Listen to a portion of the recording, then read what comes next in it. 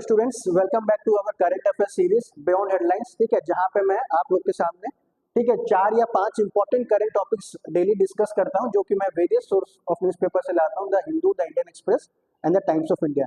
तो आज भी मैं बहुत इंपॉर्टेंट 4 टॉपिक लाया हूं जो आपके प्रीलिम्स के लिए, ओपीएससी या यूपीएससी प्रीलिम्स के लिए बहुत इंपॉर्टेंट है। जो 4 टॉपिक आज देख रहे हैं वो हम डिटेल में डिस्कस करेंगे, और हर एक टॉपिक के बाद मैंने क्वेश्चन दिया है आप लोगों के लिए, जो आप पॉज करके प्रैक्टिस कर सकते हैं और कमेंट बॉक्स में टाइप कर सकते हैं। जैसे मैंने कहा, ये सारा टॉपिक मैंने बहुत अच्छे से कवर किया है। इसका जो पूरा डिटेल पीडीएफ आप हमारे टेलीग्राम चैनल से ज्वाइन करके डाउनलोड कर सकते हैं। ठीक है, इसका लिंक मैं कमेंट डिस्क्रिप्शन बॉक्स में मैं डाल दूंगा। ठीक है, तो एक अनाउंसमेंट था बच्चों आपके लिए। जैसे आप देख रहे हैं दुर्गा पूजा का सीजन चल रहा है, तो हम कौशल आईएएस में ये सारा फैसिलिटी आपको प्रोवाइड करते हैं। ठीक है, जहाँ पे prelims, mains, optional, CSAT classes, library facility, सारा फैसिलिटी आपको मिल जाएगा, जो आपको यूपीएससी या फिर ओपीएससी का प्रिपरेशन में बहुत हेल्पफुल रहेगा। ठीक है, जैसे आप देख रहे हैं इंटरव्यू गाइडेंस है, 1-to-1 मेंटरशिप है, स्टडी मटेरियल है, ऑनलाइन बैच है, ऑफलाइन बैच है। तो आप दिए गए इस नंबर पे कांटेक्ट करके आप बुक कर सकते हैं। ठीक है, फिर एक ऑफर में हमने लॉन्च किया जो हमारा 10 अक्टूबर तक आप वैलिड है। फ्लैट 20% आपको ऑफ मिल जाएगा अगर आप 10 तारीख से पहले इस दिए गए नंबर पे रजिस्टर कर देते हैं। ठीक है, हमारा जो बैच है, नया बैच, वो 15 अक्टूबर को स्टार्ट कर रहे हैं with all the same facility as before.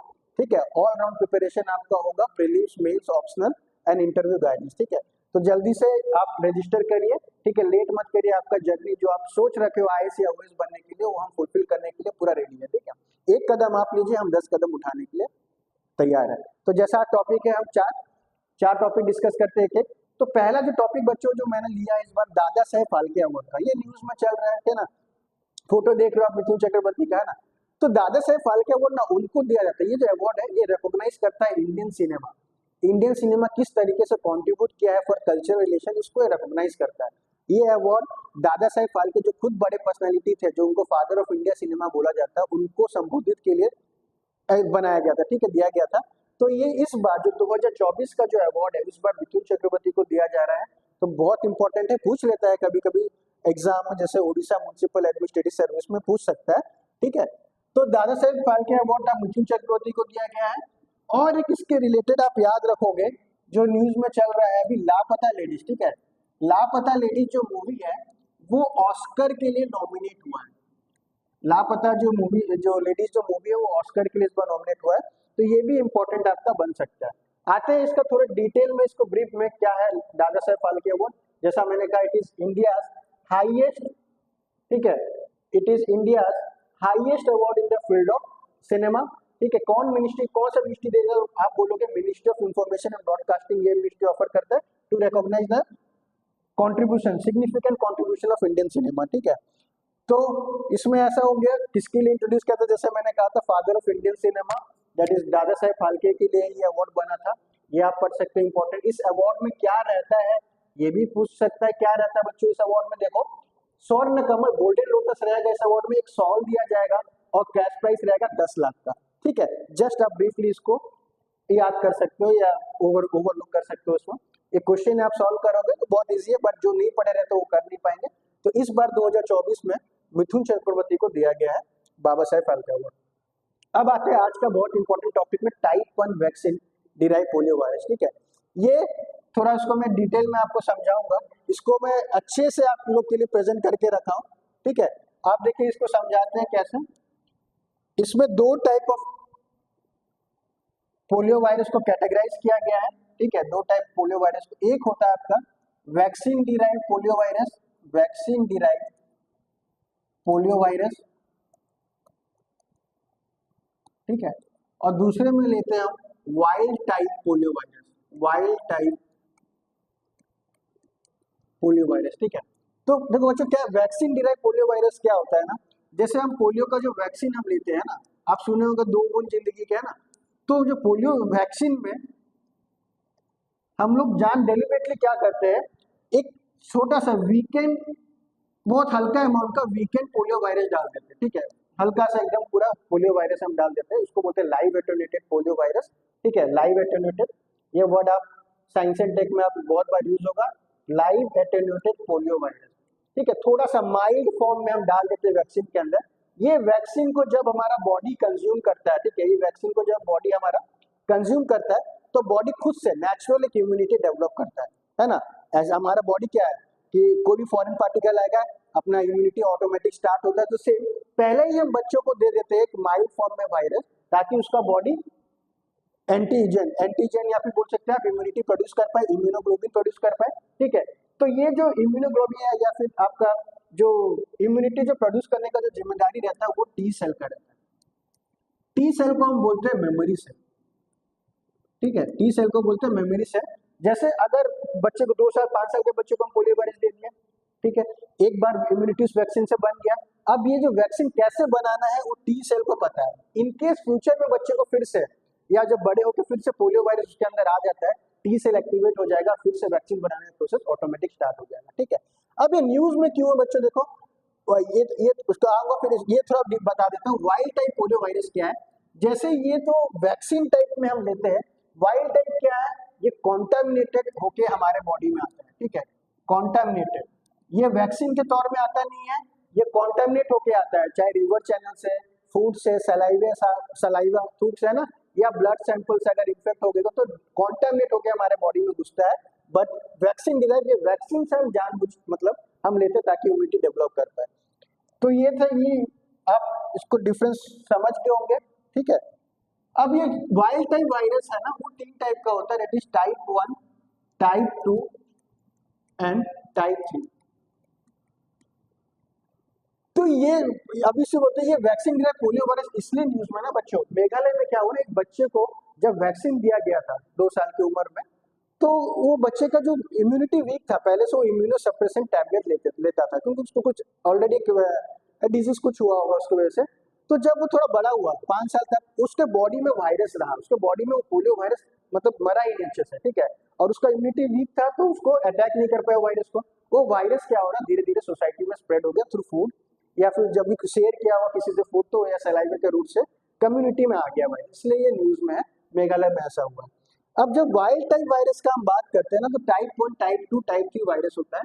तो याद रखना बच्चों, टाइप 2 और टाइप 3 जो वायरस है, पोलियो वायरस है, कंप्लीटली वर्ल्ड से हट चुका है, इरेडिकेट हो गया है, ठीक है, कंप्लीटली। WHO ने फाइनली स्टेटस दे रखा है कि टाइप 2 टाइप 3 वायरस है जो कंप्लीटली वर्ल्ड से इरेडिकेट हो गया।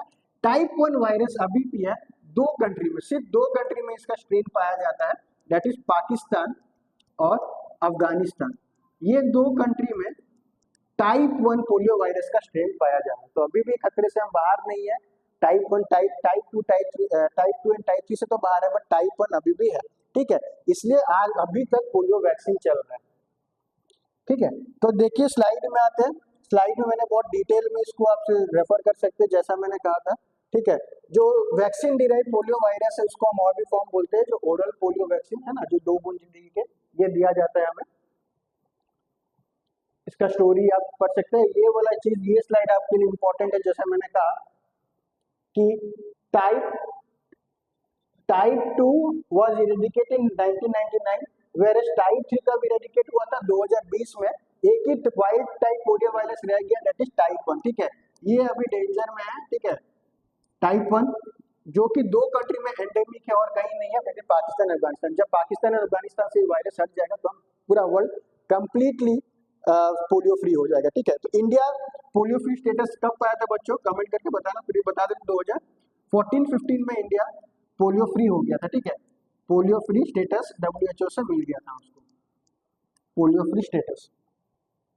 तो इंडिया में पोलियो अभी नहीं है, ठीक है, बट खतरा है पाकिस्तान और अफगानिस्तान से। Coming to the next topic, एक क्वेश्चन मैंने आपको दिया है, ये आप क्वेश्चन सॉल्व करोगे, ठीक है।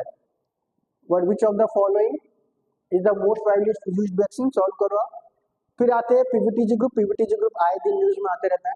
तो पीवीटीजी ग्रुप अच्छा है क्या, ठीक है, ये क्या होता है, इसका जो फुल फॉर्म जाओगे, this particularly vulnerable tribal group.